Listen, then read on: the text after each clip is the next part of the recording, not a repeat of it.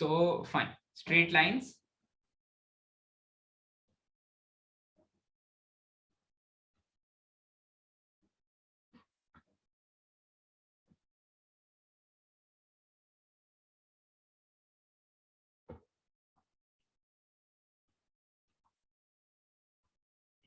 Okay, straight lines में जैसे अभी हमने डिस्कस किया कि हम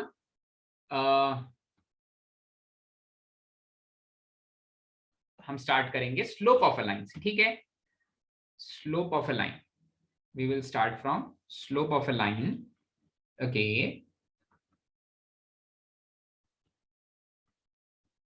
okay, so just a minute, discuss करेंगे। Okay, so slope of line में सबसे पहली चीज की स्लोप को डिफाइन करना है तो मुझे एक एंगल चाहिए, ठीक है। And that angle is actually inclination of line. Inclination of line is the angle which it makes with the positive direction of x-axis in anti-clockwise sense, ठीक है। तो स्लोप ऑफ अ लाइन में inclination, inclination is the angle made by a line, angle made by a line with the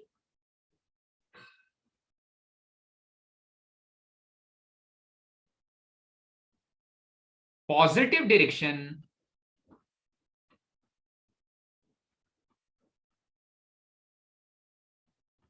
of x-axis in anti-clockwise sense या counter-clockwise sense, anti-clockwise sense या फिर counter-clockwise sense, ठीक है।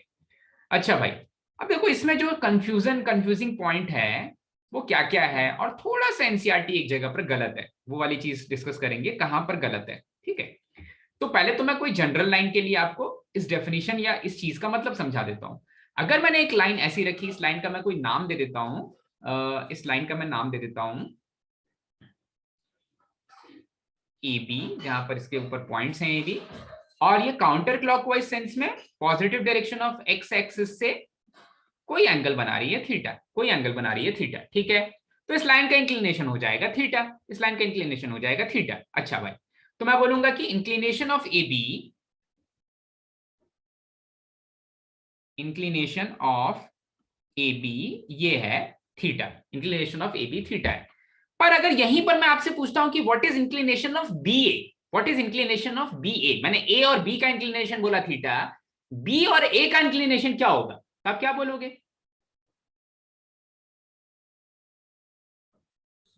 वही रहेगा ना sir, same रहेगा, ठीक है। यहां पर लाइन की डायरेक्शन दोनों तरफ इनफाइनाइटली एक्सटेंड की जा रही है, तो लाइन की डायरेक्शन मेरे लिए इंपॉर्टेंट नहीं है, वो पूरे का पूरा जो फिगर है, वो ज्योमेट्रिकल फिगर है, वो positive direction of X axis से कितना एंगल बना रहा है, that is the relevant point ये, ठीक है। यहाँ पर कोई वेक्टर जैसा बिहेव नहीं कर रही है लाइन की, भाई एक बार इस डायरेक्शन में दूसरी बार इस डायरेक्शन की बात कर रही है, ऐसा कोई वेक्टर नहीं है लाइन, ठीक है।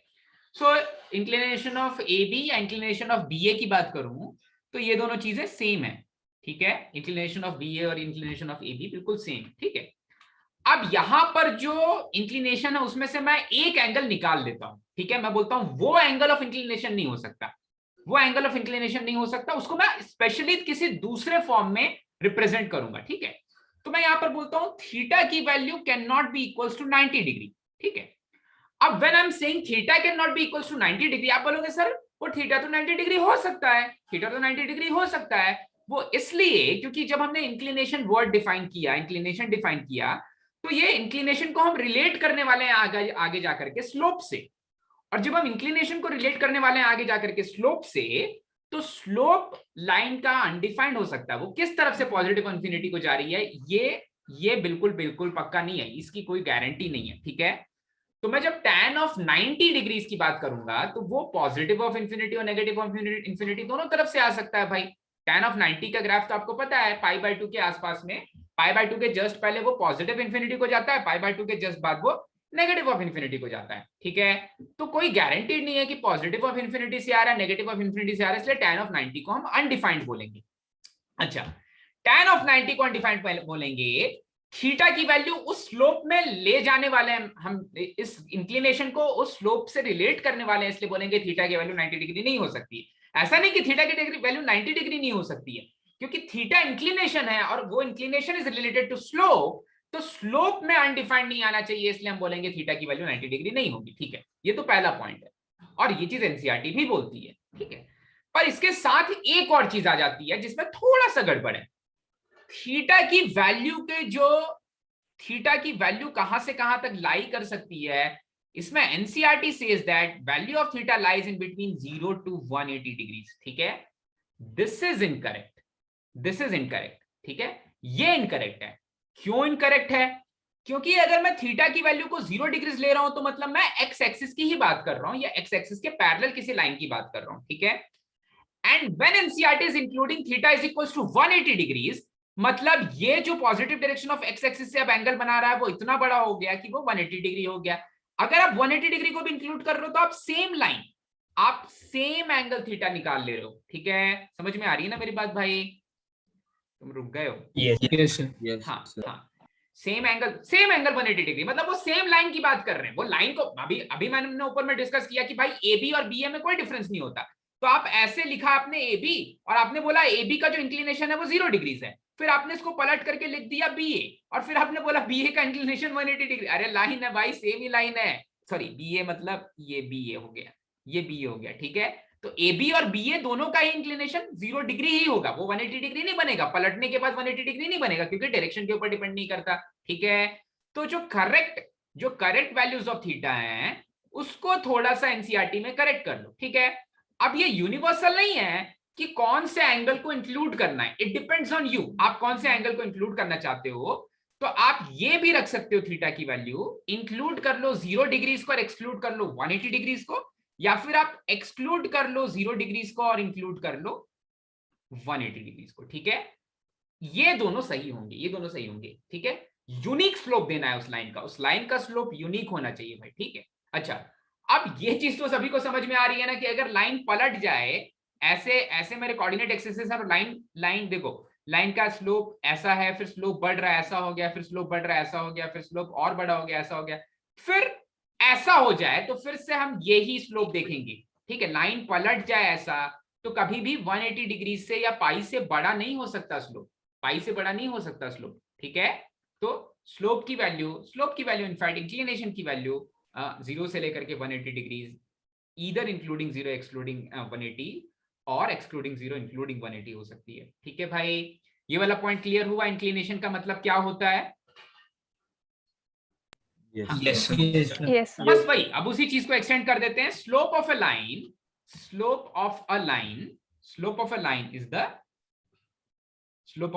Is the tangent of inclination. Slope of a line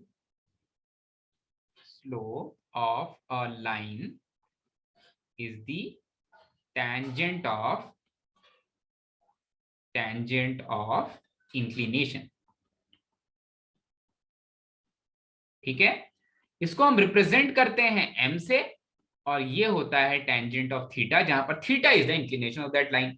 और आपको पता है कि थीटा की वैल्यू हम 90 डिग्रीज नहीं कंसिडर कर रहे हैं। ऐसा नहीं कि कोई लाइन ही पॉसिबल नहीं होगी 90 डिग्रीज पर हम उसे किसी दूसरे फॉर्म में रिप्रेजेंट करेंगे, ऐसे रिप्रेजेंट नहीं करने वाले। ठीक है, ऐसे रिप्रेजेंट नहीं करने वाले।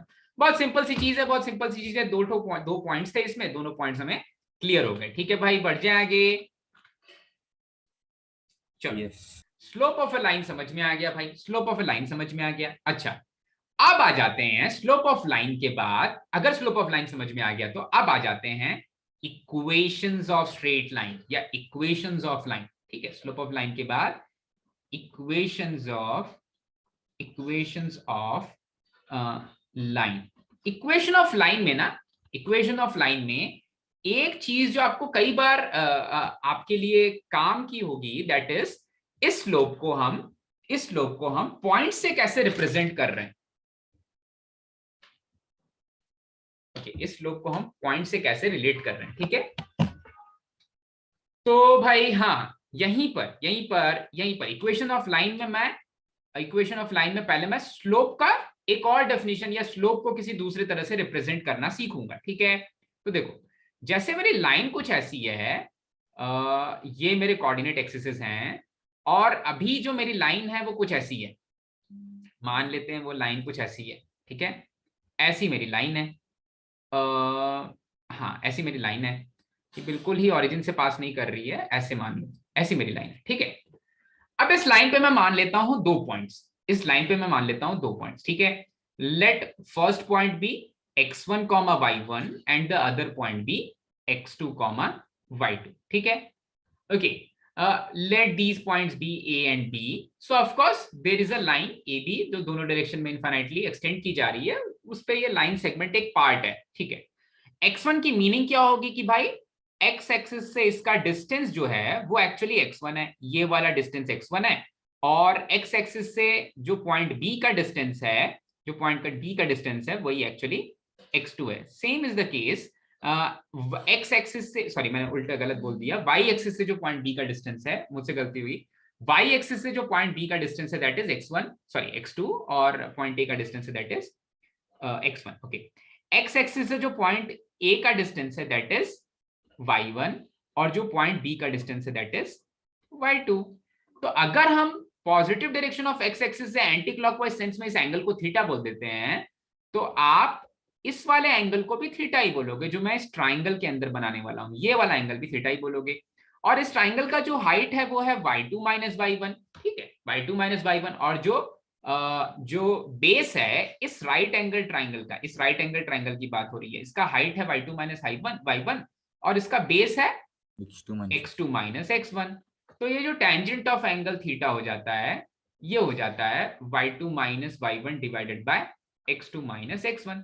अब ये लाइन को अगर आप पलट भी दोगे ना, तो टेंजेंट ऑफ थीटा वहां पर पाई माइनस थीटा के फॉर्म में कन्वर्ट हो जाएगा, क्योंकि मुझे एक्यूट एंगल देखना पड़ेगा उस राइट एंगल ट्राइंगल का, ठीक है।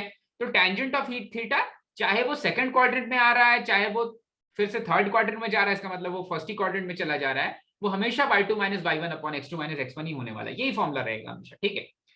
तो अगर इसका यूज किया जाए, ठीक है, तो y2 minus y1 upon x2 minus x1 कहीं ना कहीं मेरे स्लोप के बराबर है, क्योंकि tan थीटा m के ही बराबर है। तो यहां पर बोलेंगे कि y2 minus y1 upon x2 minus x1 m के बराबर। पर एक बहुत इंपॉर्टेंट सी कंडीशन यहां लिखनी पड़ेगी भाई, कौन सी कंडीशन, x1 x2 का भी बराबर ना हो, हाँ x2 माइनस x1 का भी 0 ना हो, ये बार बार लिखना पड़ेगा, या फिर tan थीटा का भी अनडिफाइंड वैल्यू ना दे, ठीक है। अनडिफाइंड वैल्यू दे सकता है, पर उसके लिए उसको अलग से डिफाइन करने वाले हैं, वो वाला पार्ट, ठीक है। तो फाइन, इक्वेशन ऑफ लाइन में इस वाली चीज को सीखने के बाद जो पहला इक्वेशन है that is slope point form, ठीक है, पहला इक्वेशन, ठीक है। इक्वेशंस ऑफ लाइन में फर्स्ट वाला इक्वेशन है स्लोप पॉइंट फॉर्म,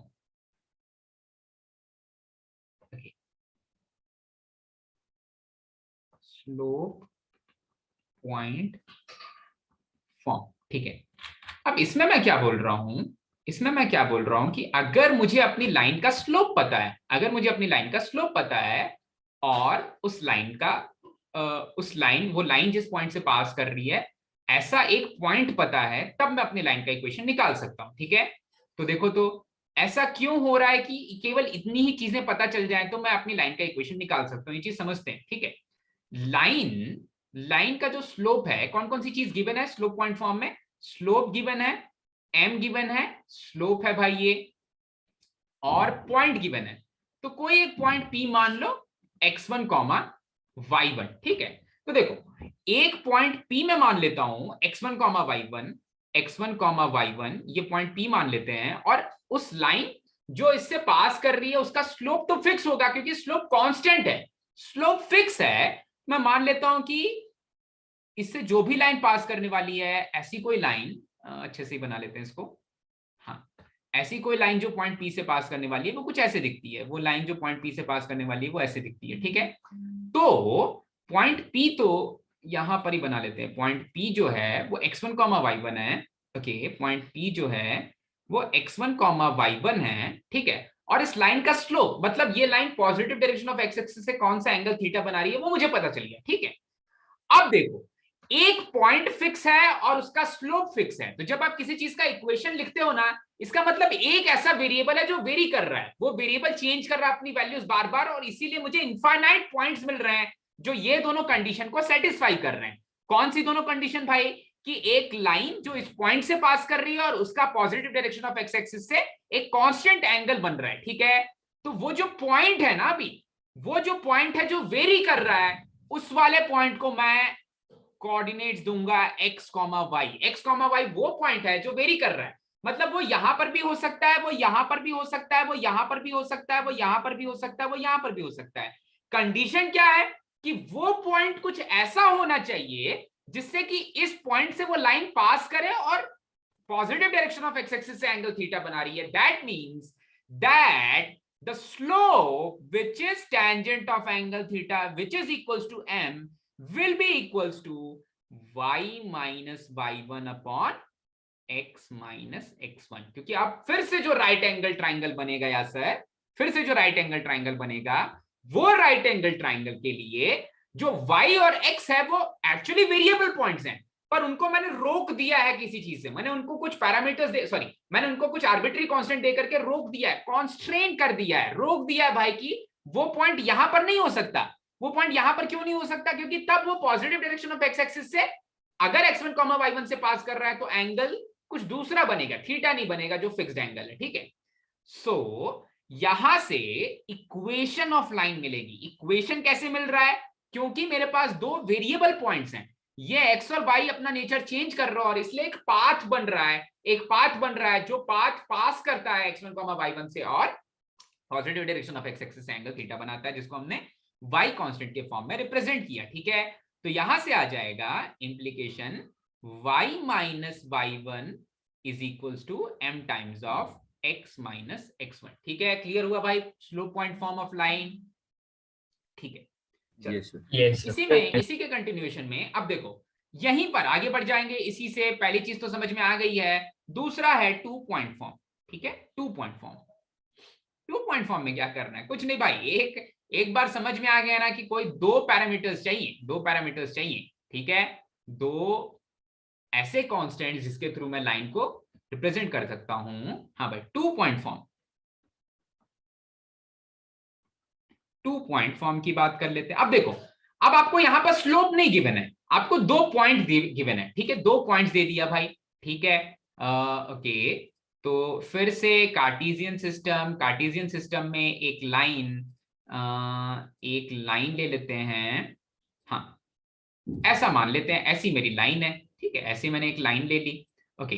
अब ये लाइन 2 पॉइंट से पास कर रही है, ये पता है 2 पॉइंट से पास कर रही है। चलो भाई, वो पॉइंट्स का नाम दे देते हैं। तो एक पॉइंट है x1, y1 और दूसरा पॉइंट है x2, y2, ठीक है। एक पॉइंट x1, y1 और दूसरा पॉइंट है x2, y2। अब लाइन का इक्वेशन कैसे लिखें? काफी मुश्किल चीज। लाइन का इक्वेशन लिखने के लिए मुझे एक आर्बिट्री पॉइंट चाहिए, इधर उधर घूम रहा है, इधर उधर घूम रहा है, ठीक है। ये कंडीशन सेटिस्फाई कर रहा है और इधर उधर घूम रहा है, ठीक है। तो उसके लिए देखो हम क्या करेंगे। उसके लिए हमने ऐसा किया कि मैं मान लेता हूं कि जो वेरिएबल पॉइंट है ना वो x, y है, क्योंकि लाइन का इक्वेशन लिखना है।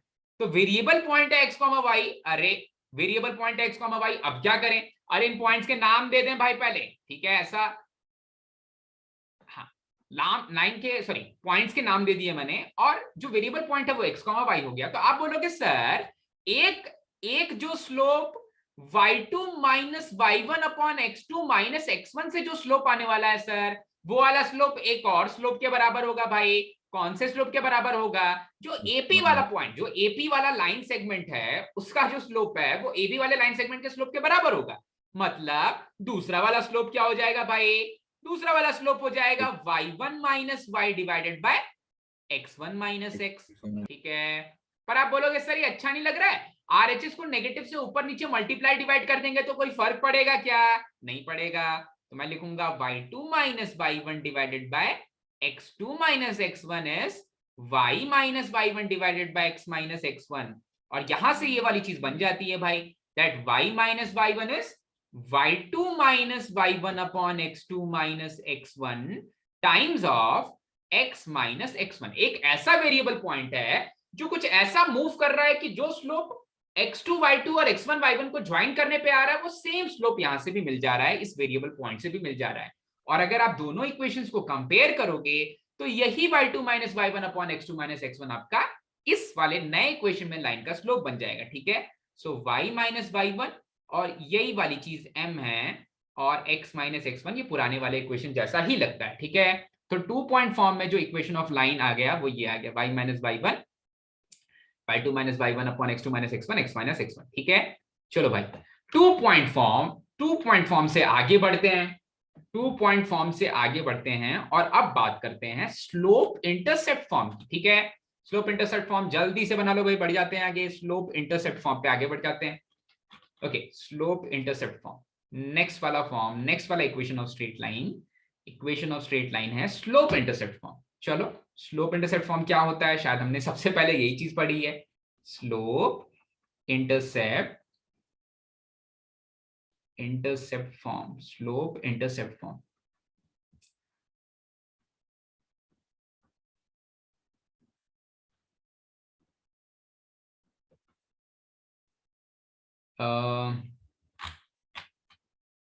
ओके, थर्ड वाला इक्वेशन स्लोप इंटरसेप्ट फॉर्म, ठीक है।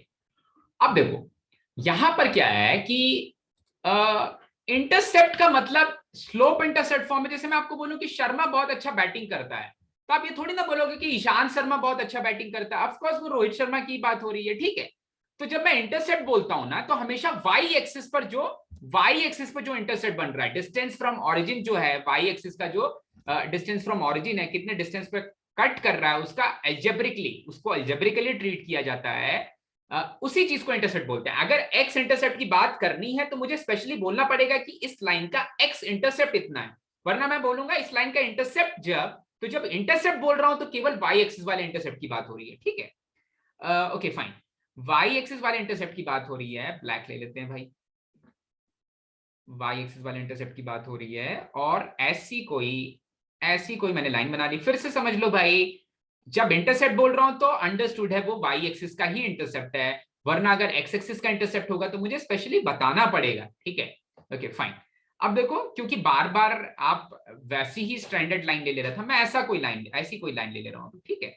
ओके, सो ये लाइन जो positive direction of X axis से स्लोप बना रही है, वो स्लोप अभी भी m है। m तो एक वेरिएबल है, भाई कोई भी वैल्यू ले सकता है, माइनस प्लस कोई फर्क नहीं पड़ता उसको। थीटा एंगल आप बोलोगे सर ऑब्ट्यूज हो रहा है, हाँ थीटा एंगल ऑब्ट्यूज हो रहा है तो tan ऑफ थीटा नेगेटिव आएगा, लेकिन m तो एक वेरिएबल है ना, ऐसा थोड़ी ना मैंने बोल के रखा है कि m है तो पॉजिटिव उसकी वैल्यू ही लेनी पड़ेगी, ऐसा नहीं बोला है, ठीक है। तो ये जो m स्लोप है, ये वाली चीज गिवन है, ठीक है। m is equals to slope, ये चीज गिवन है, ओके। m स्लोप गिवन है और एक इंटरसेप्ट गिवन है। अब देखो ध्यान से समझना, इंटरसेप्ट का मतलब देखो ये वाली चीज यहां से यहां तक, ये डिस्टेंस है c यूनिट्स, ये डिस्टेंस है c यूनिट्स।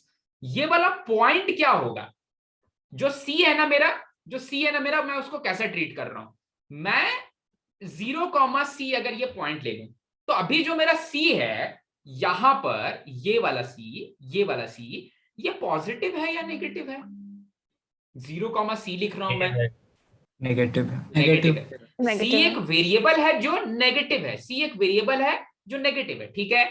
तो c यूनिट्स नीचे चले गए मैं y एक्सिस से, इसका मतलब मुझे एक नेगेटिव इंटरसेप्ट मिल रहा है, वो डिस्टेंस जो है वो तो c यूनिट्स का है, पर वो y एक्सिस या ओरिजिन के नीचे, मुझे y एक्सिस पे नेगेटिव डायरेक्शन में जाना पड़ा, नेगेटिव डायरेक्शन में जाना पड़ा। अच्छा भाई, नेगेटिव डायरेक्शन में जाना पड़ा, पर हमें उससे कोई मतलब नहीं पड़ा, हमें उससे कोई फर्क नहीं पड़ रहा है। क्यों फर्क नहीं पड़ रहा है, हमें क्या पता है, equation of slope point form मुझे पता है, equation of line in slope point form होता है y minus y1 is equals to m times of x minus x1। तो अभी हम क्या बोलेंगे यहाँ पर, हम बोलेंगे हमें एक पॉइंट पता है, वो पॉइंट कैसे पता चला भाई, y एक्सिस पे नेगेटिव इंटरसेप्ट बन रहा है c यूनिट्स का, y एक्सिस पर नेगेटिव इंटरसेप्ट बन रहा है c यूनिट्स का, ठीक है। या तो उस पॉइंट का नाम बोल रहा हूं अगर मैं 0, c, तो c अंडरस्टूड है कि नेगेटिव हो जा रहा है, ठीक है। c की वैल्यू -3 है मान लो, तो y एक्सिस पर नेगेटिव इंटरसेप्ट बन जा रहा है, ठीक है। इंटरसेप्ट 3 यूनिट्स का है, negative direction of y axis पे जाके वो लाइन कट कर रही है, ठीक है। तो अगर आप स्लोप फॉर्म ही यूज करोगे लाइन का, अगर स्लोप फॉर्म ही यूज करोगे तो ये स्लोप फॉर्म से आप नए वाले पॉइंट का नाम रख रहे हो 0,c, ठीक है। तो y minus y1 is equals to m times of x minus x1, जो स्लोप पॉइंट फॉर्म है उसमें आप ये वाले y1 और ये वाले x1 की जगह ये वाला पॉइंट रख दो 0,c, ठीक है। और अगर ये वाला पॉइंट रख देते हैं वहां पर y माइनस y1 और x माइनस x1 की जगह पर, तो मुझे क्या मिल जाएगा, y minus c is m times of x minus 0, ठीक है, जो स्लोप पॉइंट हमने पढ़ा, ठीक है। इसका मतलब y is equals to m times of x plus c, m times of x plus c, ठीक है। अब ध्यान से सुनो, यहां पर जो m है वो भी मेरा एक वेरिएबल है और c है वो भी मेरा एक वेरिएबल है, ठीक है। तो c की वैल्यू नेगेटिव ऑफ 3 भी हो सकती है, c की वैल्यू पॉजिटिव ऑफ 3 की भी हो सकती है। जब c की वैल्यू पॉजिटिव ऑफ 3 है, that means that that particular line is making an intercept of c units along positive direction of x axis, या ऊपर जाकर के कट कर रही है। अगर नेगेटिव ऑफ 1/2 हो गया तो नीचे जाकर के कट कर रही है, ठीक है। ऐसा ही कुछ होगा। पर अगर c की वैल्यू 0 हो जाए तो वो लाइन ओरिजिन से पास कर रही है, ठीक है, ओरिजिन से पास कर रही है, ओके। वैसे ही m की भी है, m भी एक वेरिएबल है, m भी एक वेरिएबल है। यहां पर m अगर एक वेरिएबल जैसा बिहेव कर रहा है, तो m में भी m के पीछे जो रखा हुआ चीज है वो मुझे नहीं दिख रहा है। m तो एक डब्बा है, डब्बे के अंदर नेगेटिव वैल्यू रखो पॉजिटिव वैल्यू रखो कोई फर्क नहीं पड़ सकता। तो उस लाइन का स्लोप नेगेटिव भी हो सकता है, उस लाइन का इंटरसेप्ट भी नेगेटिव हो सकता है, ठीक है। आप ऐसा मत सोचो कि सर c लिखा है तो वो तो डिस्टेंस होगा। हाँ, उस डिस्टेंस, उस इंटरसेप्ट को मैं बोल रहा हूं कि वो वैल्यू जो है, वो एब्सोल्यूट वैल्यू जो है वो 5, 3, 4 यूनिट्स हो सकती है। पर वो जो पॉइंट मैंने मेंशन किया 0,c, वहीं पर वो नेगेटिव वैल्यू कंज्यूम हो जा रही है। c की वैल्यू, c की जगह पर आप -2 रखोगे तो नेगेटिव अपने आप वहां पर वैल्यू आ जाएगी, ठीक है। So okay fine. तो ये है आपका slope intercept form of line, ठीक है, slope intercept form of line. अच्छा भाई, और वही c की वैल्यू 0 हो जाएगी तो that line passes through origin, तो लिख लेना साथ में, ठीक है। c is equals to 0 implies line passes through origin, c is equals to 0 implies line passes through origin, okay fine, ठीक है। अच्छा भाई, इसके बाद एक और इक्वेशन ऑफ स्ट्रेट लाइन, भाई एक और इक्वेशन ऑफ स्ट्रेट लाइन। अब जो नया वाला इक्वेशन है उसको हम बोलते हैं intercept form of straight line, ठीक है। इंटरसेप्ट फॉर्म काफी आसान है, हमने इसको ऑलरेडी 5th वाले चैप्टर में जो हमने पढ़ा था इनइक्वालिटीज, फिफ्थ चैप्टर में इंटरसेप्ट्स रहते हैं। हाँ, डिनोमिनेटर में इंटरसेप्ट रहते हैं, ठीक है। तो इंटरसेप्ट फॉर्म ऑफ लाइन या स्ट्रेट लाइन, 4th वाला फॉर्मूला ये आसान है, ठीक है। फिर से आपको कोई कंफ्यूजन ना हो इसलिए हम लाइन को किसी आर्बिट्री क्वाड्रेंट में ले लेते हैं, instead of taking it in first quadrant, किसी भी आर्बिट्री क्वाड्रेंट में ले लेते हैं, ठीक है। तो मान लो कि आर्बिट्री क्वाड्रेंट लेने की जगह आप ऐसा ले लो। आप अगर ऐसा ले रहे हो और बोल रहे हो कि जो इंटरसेप्ट बन रहे हैं वो एक्स एक्सिस पर जो इंटरसेप्ट है, एक्स इंटरसेप्ट है वो है a,0, मतलब वो इंटरसेप्ट a यूनिट्स का है, और y एक्सिस पर जो इंटरसेप्ट है वो है 0,b के लिए b यूनिट्स का, ठीक है। तो फिर से यहाँ से घबराना नहीं है। यहाँ पर आप ऐसा सोचोगे सर ये तो फर्स्ट क्वाड्रेंट की लाइन, ऐसा नहीं है, फर्स्ट क्वाड्रेंट की लाइन नहीं है बंदा ये, ठीक है, ये कहीं भी जा सकती है। ये जो a और b है ना, a की वैल्यू नेगेटिव हो जाएगी तो ये लाइन कैसे दिखेगी, ऐसे दिखने लग जाएगी, इधर इधर चले जाएगी। जैसे ही आपने b की वैल्यू भी नेगेटिव कर दी, a की वैल्यू भी नेगेटिव कर दी, ऐसे दिखने लग जाएगी। जैसे ही आपने a की वैल्यू पॉजिटिव की, b की वैल्यू नेगेटिव कर ली, ऐसे दिखने लग जाएगी। तो सारी चीजें यहीं पर कवर हो जा रही हैं, ठीक है। वो a और b जिसको यूज किया जा रहा है अभी इस लाइन को डिफाइन करने के लिए, आर्बिट्री कांस्टेंट्स को, उन्हीं के थ्रू मैं इस लाइन को डिफाइन कर दे रहा हूं भाई, उन्हीं के थ्रू ये लाइन डिफाइन हो जाएगी, ठीक है फाइन। तो अब यहां पर कौन सा फॉर्म यूज करना चाहिए, सोचो तो यहां पर कौन सा फॉर्म यूज करें, sir 2 point form, 2 point form. हाँ, 2 पॉइंट फॉर्म यूज करेंगे। 2 पॉइंट फॉर्म बोलता है y minus y1 is y2 minus y1 by x2 minus x1 x minus x1, ये होती है मेरी लाइन की इक्वेशन। 2 पॉइंट फॉर्म है, तो एक पॉइंट को आप a,0 ले लो, दूसरे पॉइंट को 0,b ले लो। अब आपकी मर्जी, आप y2 की जगह पर 0,b रखना चाहते हो, मैं चाहता हूं y2 की जगह पर b रखना। तो मैं इस वाले पॉइंट को कंपेयर कर रहा हूं x2, y2 से, और इस वाले पॉइंट को कंपेयर कर रहा हूं x1 y1 से, ठीक है। तो देखो y माइनस y1 मतलब y minus 0 is equals to y2 minus y1 मतलब b minus 0 upon x2 minus x1 मतलब x2 is 0, so 0 minus x1 is a times of x minus x1, ठीक है। x1 is a, x1 is a, ठीक है। तो यहां से मुझे मिल जाएगा, y is equals to minus of b upon a times of x minus of a, ठीक है। इसको थोड़ा सा और सिंप्लीफाई करते हैं, तो ये बन जाएगा y is equals to minus of b upon a times of x plus b, ठीक है, प्लस b। अच्छा, अब मैं x और y को एक साइड लेके आना चाहता हूं, ठीक है। तो ये दे देगा मुझे y plus b upon a times of x is equals to b, और अगर इसको आप थ्रू आउट b से डिवाइड कर दोगे तो ये आपको दे देगा y upon b plus x upon a is equals to 1, ठीक है। या फिर अगर सीधे सीधे अरेंज करके लिख लोगे तो x upon a plus y upon b is equals to 1 आ जाएगा। डब्बा बंद कर दो भाई यहाँ पर। यही आपका equation of straight line in intercept form होता है भाई, ठीक है। Equation of straight line in intercept form x upon a plus y upon b is equals to 1, जहां पर a है आपका x इंटरसेप्ट, b है आपका y इंटरसेप्ट, और या फिर इंटरसेप्ट, और इसके साथ साथ a और b नेगेटिव वैल्यूज ले सकते हैं, जिससे कि डिफरेंट फॉर्म्स ऑफ लाइंस आपको मिल जाएंगे, ठीक है। तो बिल्कुल क्लियर हुआ अच्छे से भाई? यस। बढ़ जाते हैं आगे। ओके, अब जो नेक्स्ट वाला फॉर्म है उसको हम बोलते हैं नॉर्मल फॉर्म, ठीक है। नॉर्मल क्यों बोलते हैं भाई? परपेंडिकुलर हाँ, ये तो मुझे इतना नहीं पता, मैं इसको एक्सप्लेन नहीं कर पाऊंगा, बट नॉर्मल फॉर्म होता है क्योंकि आपके लाइन का जो डिस्टेंस फ्रॉम ओरिजिन है वो वाली चीज आपको पता होनी चाहिए। अब देखो इसमें काफी लोग कंफ्यूज हो जाते हैं, ठीक है। नॉर्मल फॉर्म हम इसके इन सभी को मिक्स करके पढ़ेंगे। मैं एक एक इक्वेशन ऑफ लाइन का एक एक क्वेश्चन नहीं करा रहा हूं, क्योंकि जिस समय आपसे लाइन के इक्वेशंस पूछे जाएंगे उस समय आपको नहीं पता कि कौन से फॉर्म से पूछा जा रहा है, तो इनके मिक्स्ड क्वेश्चंस ही करेंगे। ओके, हाँ, तो ये वाला है normal form of straight line, normal form of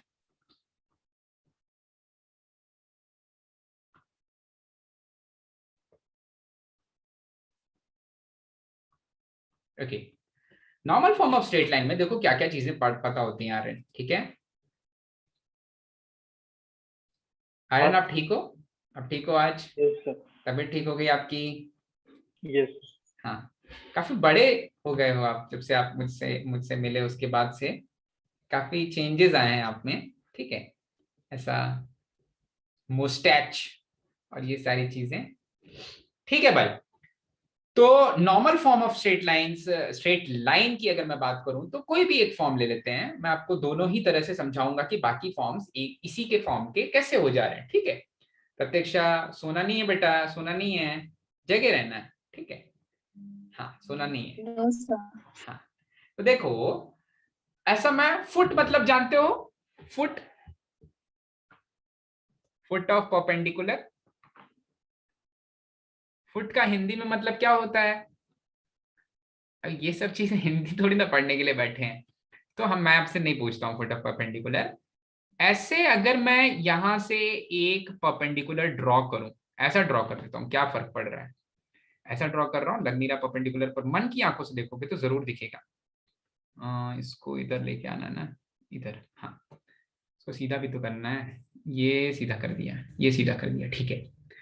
तो देखो अगर मेरी जो लाइन है एक्चुअल वो तो ये है, पिंकी लाइन है, एल इसका नाम है, इस लाइन का नाम है एल, और जो फुट ऑफ परपेंडिकुलर है वो ओरिजिन से मैंने एक लाइन ड्रॉ की जो इसको 90 डिग्री पर मीट कर रही है, ठीक है, 90 डिग्री पर मीट कर रही है, ठीक है।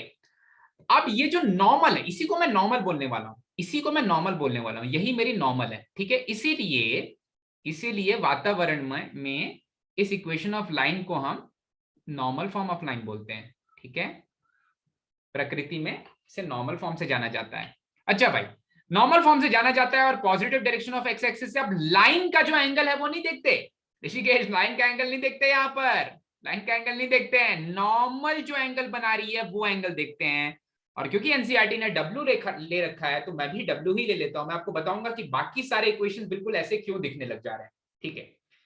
तो मैंने भी बोला कि जो नॉर्मल जो positive direction of X axis से एंगल बना रही है, that angle is W, okay, that angle is W. आपने कभी कभी किसी तो मूवी में सुना होगा, धमाल में सुना होगा W के बारे में, ठीक है। धमाल में ही था, ढोल सब एक जैसे लगती हैं मूवीज, पर एक जैसे हैं नहीं, एक ही जैसे हैं। छोड़ो मूवीज के बारे में, ठीक है भाई।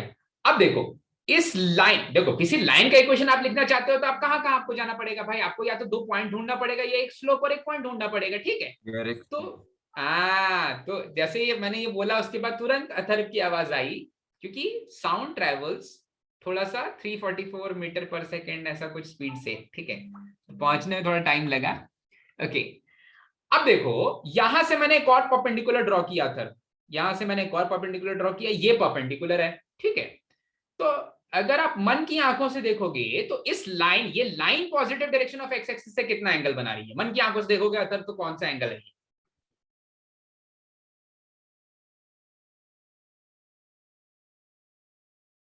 Sir, is it 180 minus that W? हाँ, करते हैं कोशिश।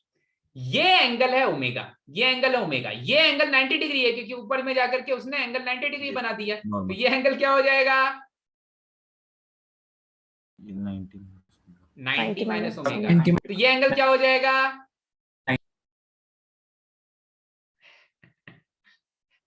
90 plus. So 180 minus 90 minus omega का sir. हाँ, फिर से वंस मोर, ठीक है, वंस मोर सानिका, ये एंगल है ओमेगा सानिका। सानिका खुद को अनम्यूट कर ले, ठीक है, ऐसे मुस्कुरा मत, अनम्यूट कर ले। ये एंगल है W, ठीक है, ये एंगल है W, और ये एंगल अगर W है और ये एंगल 90 है तो ये एंगल 90 माइनस W, और ये पूरा एंगल है 180 डिग्री। तो pi minus 90 minus W, pi minus 90 minus W मतलब 90 plus W. हाँ, सर हम इसको एक्सटर्नल एंगल ऑफ ट्रायंगल से भी कर सकते हैं ना, वो हाँ, external angle is sum of interior opposite angle, corresponding angle, ठीक है, जो भी बोलो। तो ये वाला एंगल 90 डिग्री, ये वाला एंगल W, तो ये वाला एंगल 90 plus W. हाँ, पाई बाय 2 प्लस W, ठीक है। तो इस लाइन का मुझे स्लोप मिल गया। स्लोप किसका गिवन था? उस लाइन के परपेंडिकुलर लाइन का स्लोप गिवन था, ठीक है। नॉर्मल को ये मत मान लो कि उस लाइन के परपेंडिकुलर हर एक लाइन नॉर्मल है। नॉर्मल क्या होती है? जो ऑरिजिन से पास कर रही है और उस लाइन के परपेंडिकुलर है, ठीक है। Line passing through the origin perpendicular to a given line is the normal. ये लिख लो भाई, normal of a line, normal to a line is the line passing through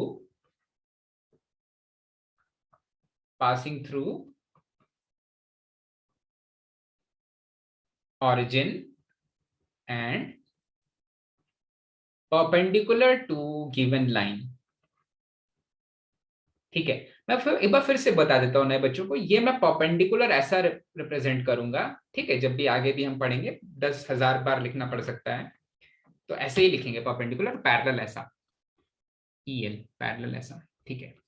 इससे क्या होता है? बचत होती है टाइम की, मेहनत की, ठीक है। कितने किलो जूल्स ऑफ एनर्जी बच जाते हैं मेरे। ओके, ठीक है। सो नॉर्मल का मतलब आपको समझ में आ गया, वो ऑरिजिन से पास करनी चाहिए। और नॉर्मल का अगर एंगल W है तो लाइन का जो स्लोप है वो पाई बाय 2 प्लस W हो जाएगा। अच्छा, पाई बाय 2 प्लस W, जरूर ये जो एंगल है वो अब आपको दिख रहा है। अगर लाइन ऐसे बनी हुई है तो ऑफकोर्स उसका स्लोप नेगेटिव आने वाला है, स्लोप नेगेटिव आने वाला है। आ जाएगा क्या नेगेटिव? बिल्कुल आ जाएगा। कैसे आ जाएगा? देखो यहां पर आ जाएगा tangent of pi by 2 plus W, tangent of pi by 2 plus W, ठीक है। और काफी मेहनत की है अगर वो आपने। लाइन वो ऐसा नहीं होता और 90 से कम होता है वो स्लोप का एंगल तब नॉर्मल को सपोर्ट। हाँ देखो ये सवाल उठना लाजमी था। इसके लिए मैं पहले से तैयारी कर ली कि मैंने लाइन अगर ऐसे बना ली, ठीक है, ऐसे अगर लाइन बना लेंगे ऋषिकेश, तब देखो क्या हो जाएगा। अगर आपने ऐसे लाइन बना ली और पिंकी लाइन बनाई, इस तरह की लाइन बनाई, तो क्या होता, ज्यादा से ज्यादा आप ऐसे बनाते अपना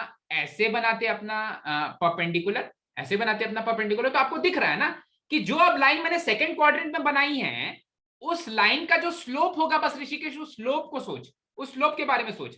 अब वो positive direction of X axis से जो एंगल बना रहा, एंगल का अभी वो नाम, पाई माइनस डब्ल्यू हो जाएगा ना। हाँ उस एंगल का नाम अभी भी मैं डब्ल्यू लिखूंगा। उसके नॉर्मल का जो एंगल है वो हमेशा वो चीज फिक्स है। कौन सी दो चीजें फिक्स है भाई? वो नॉर्मल का जो डिस्टेंस है वो गिवन होगा, और वो नॉर्मल जो एंगल बना रही है positive direction of X axis से, वो तो दोनों चीजें गिवन होंगी। ठीक है, तो डिस्टेंस तक तो अभी मैं आया ही नहीं हूं, अभी मैं केवल एंगल की बात कर रहा हूं। तो एंगल हमेशा कांस्टेंट आने वाला है डब्ल्यू। पहले वाले केस में जब वो फर्स्ट क्वाड्रेंट में लाइन बन रही थी तब वो डब्ल्यू एक्यूट एंगल था। दूसरे वाले केस में अगर वो लाइन सेकंड क्वाड्रेंट में है तो उसका नॉर्मल जो एंगल बना रहा है positive direction of X axis से, वो एंगल होगा ऑब्ट्यूज एंगल। वो एंगल अगर होगा ऑब्ट्यूज एंगल, तो इस लाइन का जो एंगल है, इस लाइन के लिए जो एंगल आ रहा है, इस वाली लाइन के लिए जो एंगल आ रहा है, वो एक्यूट एंगल बन जाएगा। वो एक्यूट एंगल क्या बन रहा है? पाई/2 माइनस पाई/2 माइनस डब्ल्यू। ठीक है, वेरी गुड, पाई/2 माइनस डब्ल्यू। तो आपको -2 लिख रहा हूं, पाई/2 माइनस डब्ल्यू। तो आपको ये चीज चमक रही है क्या? हाँ, उस लाइन का जो भी स्लोप आने वाला है वो पाई/2 माइनस डब्ल्यू है। तो जो उसके लिए टेंजेंट ऑफ थीटा आ जाएगा वो अपने आप टेंजेंट ऑफ पाई/2 माइनस 30, सॉरी पाई/2 माइनस डब्ल्यू पॉजिटिव आ जाएगा। ऐसे दिख रहा है क्या? Yes. Okay Yes. Rishikesh, clear हुआ? यस ठीक है ठीक है। यस। सर एक डाउट है, हाँ तो पूछो। पाई माइनस, जो डब्ल्यू वहाँ पे ऑब्ट्यूज हो रहा है, हाँ तो पाई माइनस तो डब्ल्यू। Pi minus 2। ओके ठीक है चलो, अब देखते हैं कि ये वाले एंगल तक कैसे पहुंचा जाए। ये वाले एंगल तक कैसे पहुंचा जाए? तो अगर ये वाला एंगल W है तो ये वाला एंगल कितना होगा भाई? ये छोटू सा एंगल कितना होगा? I minus W. Pi minus W, pi mine, ये छोटू सा एंगल हो जाएगा पाई माइनस डब्ल्यू। ओके फाइन, ठीक है। ये वाला एंगल अगर हो जाएगा पाई माइनस डब्ल्यू, ये वाला एंगल अगर हो जाएगा पाई माइनस डब्ल्यू, और ये ट्राइंगल है जिसका एक एंगल है पाई/2, ये एंगल है पाई माइनस डब्ल्यू, तो इस वाले एंगल को जो मैं मानने वाला हूं, मेरे लाइन का जो स्लोप है उसको मैं थीटा से रिप्रेजेंट कर दे रहा हूं। ठीक है, तो अभी थीटा प्लस सर वो डब्ल्यू माइनस पाई/2, डब्ल्यू माइनस पाई/2 आएगा। Theta plus pi minus W plus पाई/2, ये मेरे ट्राइंगल के तीनों एंगल्स हैं, ये मेरे ट्राइंगल के तीनों एंगल्स हैं। ठीक है, तो इसका जो सम होगा आना चाहिए वो क्या आ जाना चाहिए? पाई आ जाना चाहिए। ठीक है, अब मुझे थीटा की वैल्यू चाहिए, मुझे लाइन का स्लोप चाहिए। ठीक है, तो पाई से पाई मैंने कैंसिल कर दिया, तो ये जो थीटा की वैल्यू आ जाएगी वो आ जाएगी डब्ल्यू माइनस पाई/2। अब आप ये सोचो कि ये जो डब्ल्यू है, क्योंकि ये ऑब्ट्यूज एंगल है, अगर मैं उसमें से 90 डिग्री सब्ट्रैक्ट कर दूं, ये डब्ल्यू जो है वो ऑब्ट्यूज एंगल है, अगर उसमें से 90 डिग्री सब्ट्रैक्ट कर दूं तो क्या एक एक्यूट एंगल बन जाएगा? बिल्कुल एक एक्यूट एंगल बन जाएगा। हाँ, एक एक्यूट एंगल बन जा रहा है, तो उस लाइन का जो एक्चुअल स्लोप आने वाला है वो क्या आने वाला है? एक्चुअल स्लोप एक्यूट एंगल ही आने वाला है, एक्चुअल स्लोप एक्यूट एंगल ही आने वाला है। ठीक है, तो हाँ भाई मुझे करेक्ट ही लाइन उस even though I am taking W to be my angle which the perpendicular is making with the positive direction of x-axis, उसके बावजूद, ठीक है, उसके बाद भी जो वहां पर लाइन का जो एंगल मिलने वाला है वो पॉजिटिव ही मिलने वाला है, लाइन का जो एंगल मिलने वाला है वो पॉजिटिव ही मिलने वाला है। ठीक है, अब एक चीज यहीं से वो वाली चीज theta is equal to W minus पाई/2, उसको याद रखो। यहां से देखो पहली वाली लाइन का जो इक्वेशन आने वाला है वो क्या, पहली वाली लाइन का जो स्लोप आने वाला है वो क्या आने वाला है? टेंजेंट ऑफ पाई/2 प्लस डब्ल्यू क्या होता है? टेंजेंट ऑफ 90 प्लस थीटा,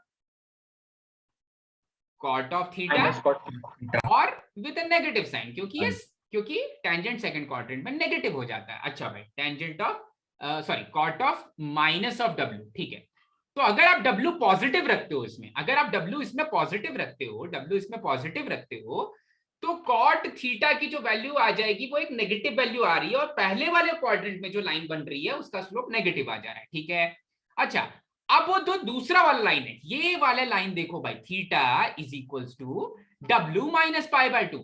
अगर आप अब tangent of W minus pi by 2 लेते हो, tangent of W minus pi by 2 लेते हो, तो क्या वहां पर जो आउटपुट आने वाला है tangent of W minus pi by 2 के लिए वो आउटपुट पॉजिटिव आने वाला है? फिर से सोचो, W एक ऑब्ट्यूज एंगल है, अगर एक ऑब्ट्यूज एंगल में 90 डिग्री सब्ट्रैक्ट करोगे तो क्या मिलेगा? एक एक्यूट एंगल मिलेगा। अरे ऑब्ट्यूज एंगल 120 डिग्री मान लो, उसमें सब्ट्रैक्ट करोगे 90 डिग्री तो क्या मिलेगा? और टेंजेंट पाई बाय 2 के मल्टीपल पे कैसा चेंज होगा? कॉट में चेंज कॉट में चेंज हो जाएगा। तो cot of sum minus cot omega ही आएगा, हाँ pi by minus cot theta आएगा। हाँ मतलब कॉट W, वो W ऑब्ट्यूज होगा तो cot W will be negative, negative negative positive बन। अच्छा अच्छा ठीक है, एक बार इस चीज को डिस्कस कर लेते हैं भाई। ठीक है, सो ऐसा कुछ आ जा रहा है टेंजेंट ऑफ यहां पर क्या आ रहा है W minus pi by 2, tangent of W minus pi by 2। ठीक है, अब यहां पर जो W है वो एक ऑब्ट्यूज एंगल है। ठीक है, तो जब हम ऐसा कुछ लिखते हैं ना tangent of pi by 2 plus theta, यहां पर इस थीटा को हम कैसे चेंज करते हैं? इस थीटा को कैसे ट्रीट करते हैं? हम ये वाले थीटा को कैसे ट्रीट करते हैं? एक्यूट ट्रीट करते हैं। ठीक है, ये वाले थीटा को एक्यूट ट्रीट करते हैं। पर यहां पर मैं इस W को कैसा ट्रीट कर रहा हूं? ये ट्रीट क्या कर रहा हूं? ये W कैसा है? ऑब्ट्यूज है। तो आप यहां पर क्या चाहते हो, मैं इसको कैसा लिख दूं? पाई बाय 2 प्लस थीटा लिख सकते हैं ना W को पाई बाय 2 प्लस थीटा। हाँ, ये एंगल कितना आगे चला जा रहा है वो पाई बाय 2 प्लस थीटा हो जाएगा। करेक्ट है। ठीक है, यहां पर उसके लिए अल्फा डिफाइन करना पड़ेगा एक्चुअली। अरे यार जगह ही छोटा है। यहां पर ये 90 डिग्री प्लस ये थीटा लिखने वाला हूं, यहां पर थीटा लिखने वाला हूं। वो थीटा उस W के बराबर नहीं है, पर वो थीटा का जो इक्विवेलेंट एंगल है ना, मतलब आप tangent of pi by 2 plus और कितना आगे चले गए, प्लस और कितना एंगल अल्फा आगे चले गए। टोटल एंगल तो W है, W में पाई बाय 2 प्लस थोड़ा सा और आगे गए हो। ठीक है, तो ये जो थोड़ा सा आगे जा रहे हो ना, that value will be giving you value equivalent to cotangent. ठीक है, कोटेंजेंट ऑफ थीटा की ही वैल्यू मिलने वाली है वहां पर, और बिल्कुल सेम एंगल के लिए, जो जितना आप आगे चले जा रहे हो पाई बाय 2 से, बिल्कुल उतनी ही वैल्यू वहां पर मिलने वाली है उस वाले एंगल के लिए। ठीक है, फिर से मैं आपको बता दे रहा हूं, फिर से एक बार एक्सप्लेन करता हूं। आप जितना एंगल आगे जाओगे यहां से, मान लो मैं अल्फा एंगल आगे चले जा रहा हूं और ये पूरा W था और ये मेरा पाई बाय 2 है। ठीक है, तो एक्चुअली अब जो एंगल है ये W, that is pi by 2 plus alpha, और फिर ये अल्फा कितना हो जाएगा? ये अल्फा हो जाएगा एक एक्यूट एंगल।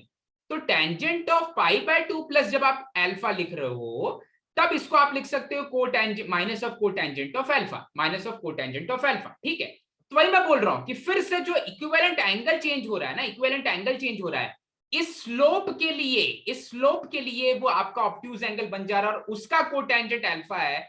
तो जो रिजल्टेंट लाइन का एंगल बनता है, that is 1 upon negative of cotangent of alpha. ठीक है, क्योंकि m1 m2 की वैल्यू -1 होती है, तो अगर मुझे एक लाइन का स्लोप पता है और दूसरी लाइन का स्लोप निकालना है, तो उसके लिए मुझे क्या करना पड़ता है कि उसको 1 अपॉन उसका रेसिप्रोकल लेकर नेगेटिव से मल्टीप्लाई करना पड़ता है। तो जब आप इस negative of cotangent of alpha का रेसिप्रोकल लेकर के नेगेटिव से मल्टीप्लाई करोगे, तो positive of tangent of alpha के टर्म्स में आंसर आएगा। ठीक है, positive of tangent of alpha के टर्म्स में आंसर आएगा। तो अभी हमने इसमें क्या सीखा भाई? अब आप बोलोगे सर ये बहुत कंफ्यूजिंग हो रहा है। तो यहां पर क्या बताया जा रहा है कि आप उसको फर्स्ट क्वाड्रेंट में लो या सेकंड क्वाड्रेंट में लो या थर्ड क्वाड्रेंट में लो या फोर्थ क्वाड्रेंट में लो, वो जो ओमेगा है वो अपनी वैल्यूज ऐसे चेंज करता है कि अल्टीमेटली आपके इक्वेशन में कोई फर्क नहीं पड़ेगा। आप अल्टीमेटली जो आपका नॉर्मल पॉइंट का इक्वेशन है, जैसा अभी हम लोग ऊपर में पढ़ रहे थे ना कि ए और बी की वैल्यू नेगेटिव हो जाएगी, तो मैं सारी की सारी लाइंस रिप्रेजेंट कर पा रहा हूं, कोई प्रॉब्लम नहीं हो रहा है। अगर ए की वैल्यू बी की वैल्यू नेगेटिव हो जाएगी तो थर्ड क्वाड्रेंट में एक लाइन बन रही है। वही चीज यहां पर भी समझाई जा रही है कि अगर ओमेगा एक ऑब्ट्यूज एंगल बन जा रहा है, तो जो लाइन का स्लोप है वो अपने आप फिर एक्यूट आ रहा है, अपने आप उसका जो टेंजेंट है वो हमेशा पॉजिटिव दिख रहा है। तो लाइन के स्लोप में कोई चेंज नहीं आ रहा, ठीक है। तो जो हमने फर्स्ट क्वाड्रेंट में किया वही सेकंड क्वाड्रेंट में आने वाला है, वही थर्ड क्वाड्रेंट में आने वाला है, वही फोर्थ क्वाड्रेंट में आने वाला है। अब करना क्या है भाई? और पॉइंट्स भी नहीं चेंज होंगे। पॉइंट्स क्यों नहीं चेंज होंगे भाई? देखो, पॉइंट्स के बारे में भी बात कर लेते हैं। मैं ये जो डिस्टेंस है, इस डिस्टेंस को P मान लेता हूं, दूसरे कलर से ले लेते हैं, इस डिस्टेंस को P मान लेते हैं। ये वाला डिस्टेंस अगर P है, तो जो पॉइंट P है, जो फुट ऑफ परपेंडिकुलर है लाइन के ऊपर, वो फुट ऑफ परपेंडिकुलर हो जाएगा। हाँ वेरी गुड, वो फुट ऑफ परपेंडिकुलर हो जाएगा। ये वाला जो पॉइंट P है, अगर ये एंगल W है तो ये वाला पॉइंट हो जाएगा P cos ऑफ अल्फा और P sin ऑफ अल्फा, क्योंकि ये जो परपेंडिकुलर है वो P का साइन कंपोनेंट है, ये जो बेस है वो P का कोसाइन कंपोनेंट, अल्फा नहीं ओमेगा, यहाँ पर ओमेगा के टर्म्स में हमने लिखा है, सो ये ले लेते हैं omega, P cos of omega और P sin ऑफ ओमेगा। ये पॉइंट्स भी नहीं चेंज होने वाले। क्यों नहीं चेंज होंगे भाई ये पॉइंट्स? आप बोलोगे सर सेकंड क्वाड्रेंट में जब आप लिख रहे हो P cos of omega P sin of omega, आप बोलोगे सर जब आप सेकंड क्वाड्रेंट में लिख रहे हो तो ओमेगा की वैल्यू तो ऑब्ट्यूज हो जा रही है। हाँ भाई, तो सेकंड क्वाड्रेंट पे जो फुट ऑफ परपेंडिकुलर है वो नेगेटिव, उसका एक्स कोऑर्डिनेट नेगेटिव आ जाएगा, उसका वाई कोऑर्डिनेट पॉजिटिव आना चाहिए। तो cos ऑफ ओमेगा नेगेटिव दे देगा value, sin of omega positive दे देगा, क्योंकि P एक ऑब्ट्यूज एंगल बन जा रहा है। तो वो एक यूनिफॉर्म, एक यूनिट सर्कल के फॉर्म में हर जगह पर अलग अलग वैल्यू देगा। आपको पता है ना कि एक यूनिट सर्कल जिसका रेडियस P यूनिट्स है, उसके ऊपर कोई भी point P cos of omega P sin of omega के फॉर्म में हो सकता है भाई। ऐसा देख लो भाई, एक यूनिट सर्कल जिसका रेडियस है W यूनिट्स का, हमने जब यूनिट सर्कल लिया था तो 1 यूनिट ले लिया था रेडियस, तब मुझे कोई भी पॉइंट कैसा मिलता था, cos ऑफ जो भी एंगल है, यहां पर वो एंगल मैं मान लेता हूं, यहां पर जो गिवन एंगल है वो अभी W है, तो अब हम इसका नाम बोलते थे कि भाई ये वाला जो पॉइंट है वो हो जाएगा cos ऑफ W और sin ऑफ W। फिर मैंने आपको बताया था कि अगर आप उस वाली चीज को इतना बड़ा एंगल भी W दे दो ना, कोई फर्क नहीं पड़ेगा। आप 0 से 2 पाई कोई भी एंगल दे दो, थर्ड क्वाड्रेंट में अगर आ रहा होगा तो W एक रिफ्लेक्स एंगल बन गया, तो वो W cos of pi plus theta दे देगा और sin of pi plus theta भी दे देगा। तो cos of pi plus theta भी नेगेटिव होता है, sin of pi plus theta भी नेगेटिव होता है, इसलिए वो पॉइंट अपने आप नेगेटिव आ जाएगा। ठीक है, जब उसका रेडियस है 1 यूनिट का। अगर उसका रेडियस हम चेंज करके बोल दें P यूनिट्स का हो जाता है, तो वही पॉइंट चेंज होकर के P cos ऑफ W और P sin ऑफ W बन जाता है। ठीक है, तो अभी के लिए मैं आपको ये बता देता हूं भाई कि एक सर्कल है जिसका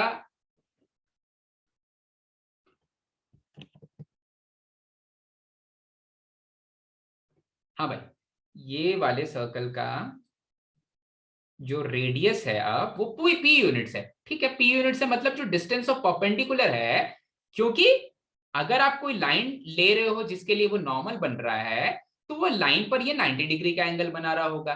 तो ये जो लाइन जिसकी मैं बात कर रहा हूं वो मेरे सर्कल के टेंजेंट जैसा बिहेव कर रहा होगा। तो आपको तो ये वाला पॉइंट केवल चाहिए, ये वाला पॉइंट चाहिए। तो अब ये वाला पॉइंट अगर इसका डिस्टेंस P यूनिट्स है, तो आपने शायद पहले इस तरह के ट्राइंगल्स देखे होंगे कहीं पर। ठीक है, नहीं देखे होंगे तो फिर से बता दे रहा हूं। तो ये वाला एंगल अगर W ले लेते हैं, ये हाइट या ये हाइपोटेनस का लेंथ अगर P यूनिट्स है, तो इसका हाइट हो जाता है, इसका हाइट क्या हो जाता है, P sin ऑफ W, और इसका बेस हो जाता है P cosine ऑफ W। ठीक है, P sin of W, P cosine of W, fine. ठीक है, तो P cosine of W, P sin of W, ये उस फुट ऑफ परपेंडिकुलर का कोऑर्डिनेट्स हो गए। और जो एंगल है, जो मेरे जो लाइन का स्लोप है, that is tangent of pi by 2 plus W, that is negative of cotangent of W। ठीक है, तो इस वाली चीज को मैं स्लोप बोल रहा हूं, इस वाली चीज को मैं स्लोप जैसा ट्रीट कर रहा हूं। तो अब आता है मेरी लाइन का इक्वेशन क्या हो जाएगा, नॉर्मल फॉर्म में। ठीक है, तो दोनों चीजें समझ में आई क्या? आप ऐसा सोच लो कि वो ओमेगा ऐसा चेंज हो रहा है, ओमेगा ऐसा खुद को चेंज कर रहा है कि जो एक्चुअल लाइन का स्लोप है उसके साइन में कोई चेंज नहीं आ रहा है। जो एक्चुअल लाइन का स्लोप बनने वाला है सेकंड क्वाड्रेंट में वही पॉजिटिव हो जा रहा है, थर्ड क्वाड्रेंट में फिर से ओमेगा को रिफ्लेक्स एंगल लोगे, पाई प्लस समथिंग लोगे तो फिर से वो नेगेटिव नहीं, वहां पर नेगेटिव स्लोप दे देगा। फिर फोर्थ क्वाड्रेंट में लोगे तो पॉजिटिव स्लोप दे देगा। ठीक है, तो ओमेगा जब अपनी वैल्यू चेंज कर रहा है, तो स्लोप ऑफ लाइन जैसा मिलना चाहिए उस क्वाड्रेंट में वैसा ही मिल रहा है। और ओमेगा जब अपनी वैल्यू चेंज कर रहा है, तो जो पॉइंट के लिए जो एक्चुअल साइंस आने चाहिए, कौन सा पॉजिटिव कौन सा नेगेटिव, वो भी ओमेगा के ऊपर डिपेंडेंट है। जैसे जैसे ओमेगा अपनी वैल्यू चेंज कर रहा है, वैसे वैसे अलग अलग क्वाड्रेंट्स में अलग अलग वैल्यूज ऑफ कोऑर्डिनेट्स मिल रहे हैं। तो जब दोनों ही चीजें चेंज नहीं हो रही हैं, तो मैं जनरलाइज कर सकता हूं इसको किसी भी क्वाड्रेंट में। ठीक है, तो अब जनरलाइज करते हैं इसको किसी भी क्वाड्रेंट में। तो एक लाइन का इक्वेशन लिखना है जिसपे एक पॉइंट हर क्वाड्रेंट के लिए सेम चीज हो रही है। हर क्वाड्रेंट के लिए जो फुट ऑफ परपेंडिकुलर है वो p cos omega p sin of omega है। हर क्वाड्रेंट के लिए जो स्लोप आने वाला है वो आने वाला negative of cos of omega. अगर ये दोनों चीजें हो रही हैं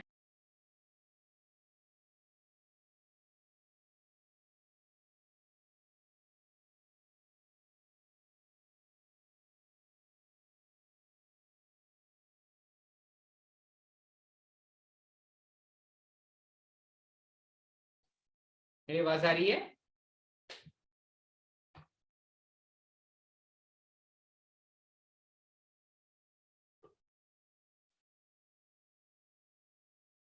वैल्यू ऐसे चेंज हो रही है 0 से लेकर के 2 पाई के बीच में कि वो जो कोऑर्डिनेट्स ऑफ पॉइंट हैं वो डिफरेंट कोऑर्डिनेट्स में सेम वैल्यू दे रहे हैं जैसा उनको देना चाहिए। वो नेगेटिव वैल्यू देना चाहिए तो नेगेटिव वैल्यू दे रहे हैं, पॉजिटिव जहां देना चाहिए वो पॉजिटिव वैल्यू दे रहे हैं। अच्छा भाई, और ओमेगा ऐसा चेंज हो रहा है कि जो लाइन का रिजल्टेंट लाइन का जो स्लोप है वो अलग अलग क्वाड्रेंट्स में जैसा स्लोप आना चाहिए, जैसे सेकंड क्वाड्रेंट में पॉजिटिव आना चाहिए तो ओमेगा माइनस पाई बाई 2 का आप लोगे तो वहां पॉजिटिव स्लोप लाइन का मिलेगा आपको। ठीक है, तो कोई फर्क नहीं पड़ रहा है लाइन के इक्वेशन में और लाइन के कोऑर्डिनेट्स में, इसलिए हम इसको चारों के चारों क्वाड्रेंट्स के लिए जनरलाइज कर सकते हैं। और जब हम इस चीज को चारों क्वाड्रेंट्स के लिए जनरलाइज करेंगे तो हमें यूज करना पड़ेगा स्लोप पॉइंट फॉर्म, जहां पर स्लोप लाइन का है ये और पॉइंट जो गिवन है उस लाइन के ऊपर वो है p cos of omega p sin of omega. ठीक है, तो स्लोप पॉइंट फॉर्म से हम normal form of equation of straight line निकालेंगे। वो कैसे यूज करेंगे भाई? वो यूज करेंगे y माइनस y1, उस लाइन के ऊपर एक पॉइंट है p times of sine of omega. ठीक है, this will be equals to उसी लाइन का स्लोप, मतलब माइनस ऑफ स्लोप क्या है, minus of cotangent of omega minus of cot of omega x minus x1 x minus p times of cosine of omega, क्योंकि x1 है cosine of omega. तो अगर आप इसको सिंप्लीफाई करोगे तो ये दे देगा आपको y minus p times of sine of omega is equals to minus of cosine of omega divided by sine of omega x minus p times of cosine of omega. आप थोड़ा सा क्रॉस मल्टीप्लाई कर दो, sign की value non zero होने के लिए ही cross multiplication हो सकता है।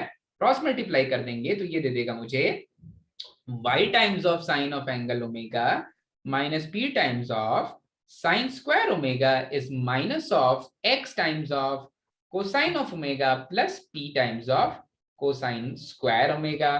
फिर x और y को एक साथ ले लो, so x times of cosine of omega plus y times of sine of omega will give us p times of sine square omega plus cosine square omega, sign square omega plus cosine square omega. इसका मतलब x times of cosine of omega plus y times of sine of omega will be equals to p। ठीक है, अब यहाँ पर थोड़ा सा और सिंप्लीफाई करके आप उसको cos ओमेगा sin ओमेगा से डिवाइड कर सकते हो या ऐसे ही लिख सकते हो। यही होता है equation of straight line in normal form, जहां पर ओमेगा होता है वो नॉर्मल कितना एंगल बना रहा है positive direction of X axis से, और p डिस्टेंस ऑफ या तो लेंथ ऑफ नॉर्मल बोलो या फिर distance of line from origin बोलो, distance of the line from the origin, distance of the line from the origin बोलो या फिर length of perpendicular, length of perpendicular. ठीक है, फाइन।